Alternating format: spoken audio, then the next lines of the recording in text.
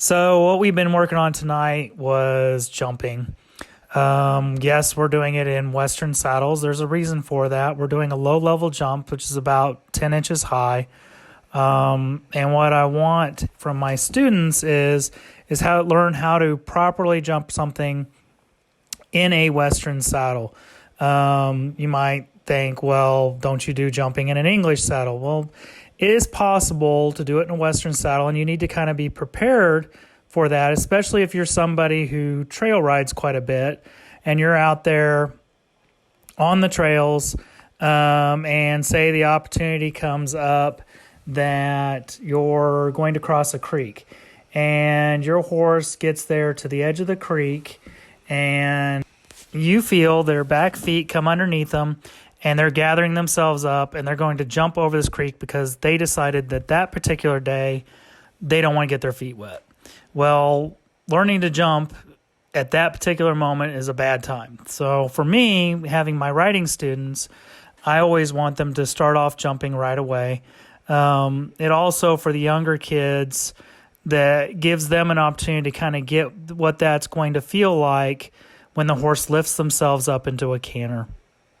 The proper way to jump anything when you're in a Western saddle is to have one hand on the reins. That's going to go forward and touch their mane.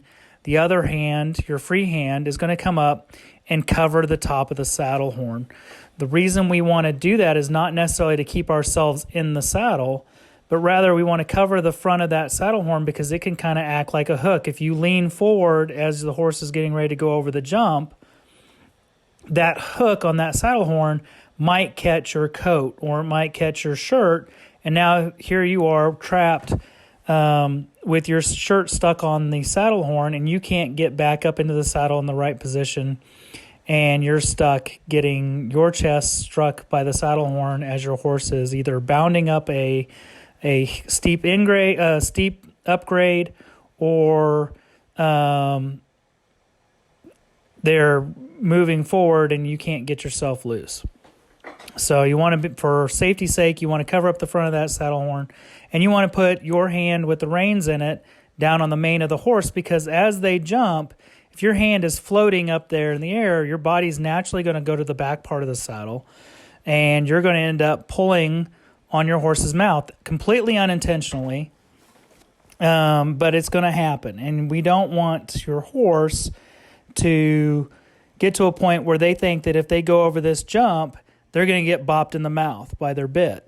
So it's a good idea to go ahead and reach down and grab some mane, anchor your hand down there just as you're going over the jump. The other reason we'd want to do jumps is it's really a good exercise for your horse as a whole. It makes them lift their front end up off the ground using their tummy muscles, and then they have to propel their body over the jump by pushing off with their hind feet. It ultimately really helps to get your horse into shape. It gets them to use their belly muscles to round up their backs as they go over and keep them moving forward. So once again, if you guys have any questions, comments, you have ideas of things that you'd like to see in future videos, I encourage you to leave a comment in the comments section so we can address those things and we can kind of show you the things that we've got going on. I appreciate everybody that's out there watching these videos. I appreciate my riding students who managed to come out this evening, even though we had to ride in the indoor arena because it was raining and icing outside. It's always nice to be able to still get out there, ride our horse, and do the things we want to do even when the weather's bad. So I hope everybody has a wonderful 2021. I hope it's a lot better than our last year that we had, and everybody's able to stay healthy and stay safe out there. Thank you very much.